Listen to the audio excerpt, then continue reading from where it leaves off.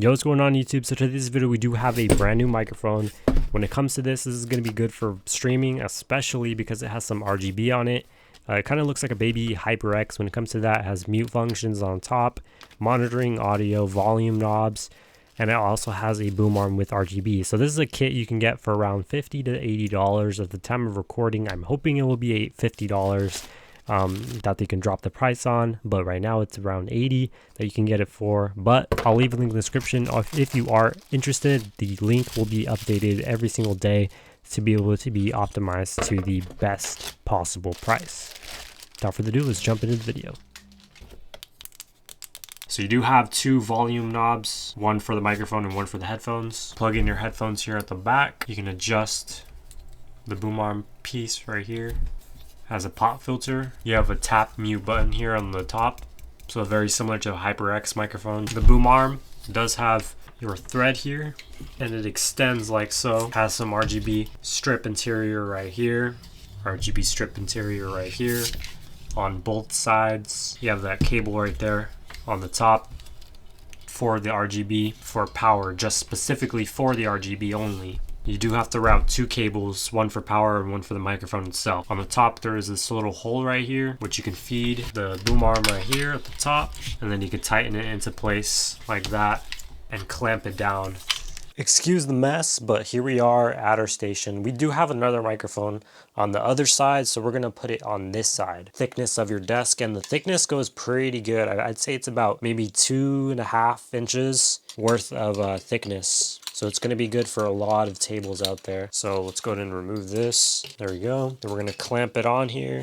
There we go. So we're not going to tighten it too much, but tight enough. And then if you tighten this part right here a little bit more, it'll make it less moving. So if we tighten this a lot, it'll slow this down a bit. And if you loosen it, it'll make this a little quicker to move. So this is the LED strips here on the side. We do have an OTG adapter. It does come with one, but this for the actual power source on this version doesn't have it. It already has this thread on it as well. This is what the thread looks like. It's a pretty big thread, so it's good that it comes with the adapter. And then when it comes to cable management, they do have the straps, the Velcro straps, so you can easily cable manage and make it look pretty and all that, but we're not going to do that just yet. So you can kind of like maneuver this however you really want. You can technically have it like this low and then just move it up, which I would kind of do like. And then we're going to go ahead and power on the microphone as well, and I'll show you the sound quality and all that. So we power the mic.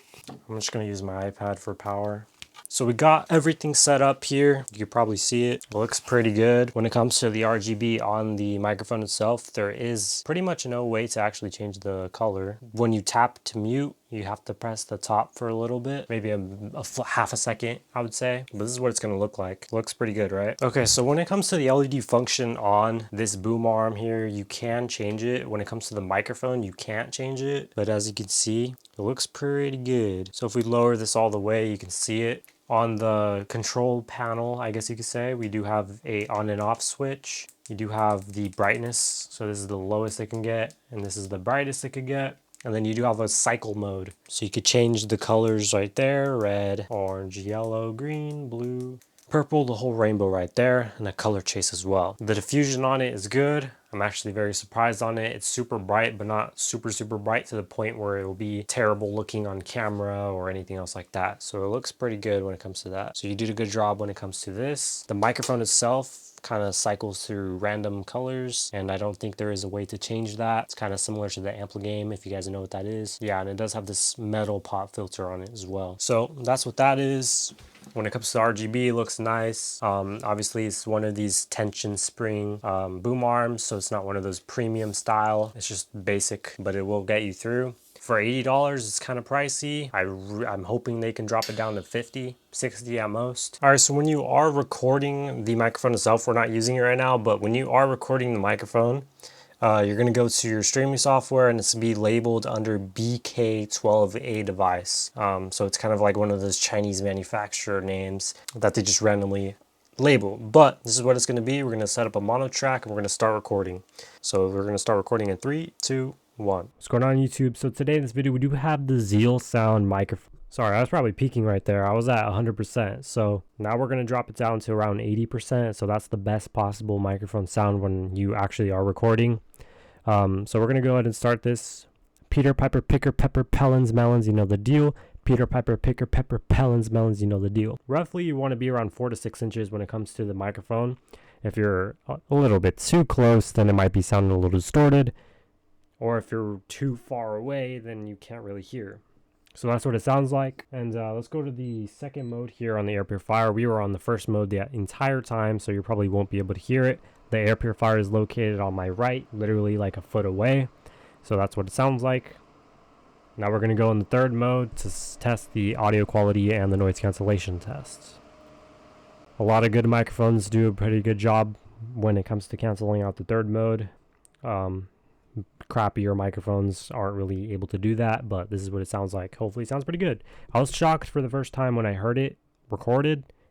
It sounded really good, so hopefully when it sounds edited. Okay, so we're gonna listen to the first time. What's going on YouTube? So today in this video we do have the Zealsound microphone. First I was clipping. Then it might be sounding a little distorted. I'm gonna retry this one more time and lower the volume to halfway because I hear way too much distortion and I doubt that it's supposed to sound like that. So we're gonna give it one more attempt. Yo, what's going on YouTube? So today's video we do have a brand new microphone.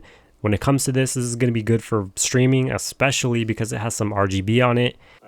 Sounds pretty good. I guess halfway would be a better value. All right, before you guys ask, yes, this does work with iPad as well. You could just plug it here in the bottom of the device and you can easily use that OTG for mobile. So this is exactly what it would sound like if you had it recorded onto your iPad. Peter Piper Picker Pepper Pellins Melons, you know the deal. Peter Piper Picker Pepper Pellins Melons, you know the deal. That's a little PS's and T test. But on 50% volume rather than the other time I did it, it was a lot more than 50%. Just go ahead and remove the OTG now. There we go. And now we could go ahead and listen to this. Passable to be a microphone that you can use for streaming for sure. I know people don't really care about too much audio nowadays. Like you just have to be able to hear you somewhat clearly. I know a lot of people have those funnier microphones whenever they're peaking and loud. This definitely could be able to potentially handle that, and I will show you that in this next upcoming video on how to make your sound like Cheap Pickle, if you know who that is, or some of those other funny streamers. I'm going to show you how to make this microphone sound super bad. Yeah, whenever I edit my audio, even on like cheaper microphones, it even sounds way better if you don't know how to actually edit your audio. I have a video right here on the iCard top right, which actually will help you edit your audio crispy in 3 simple steps.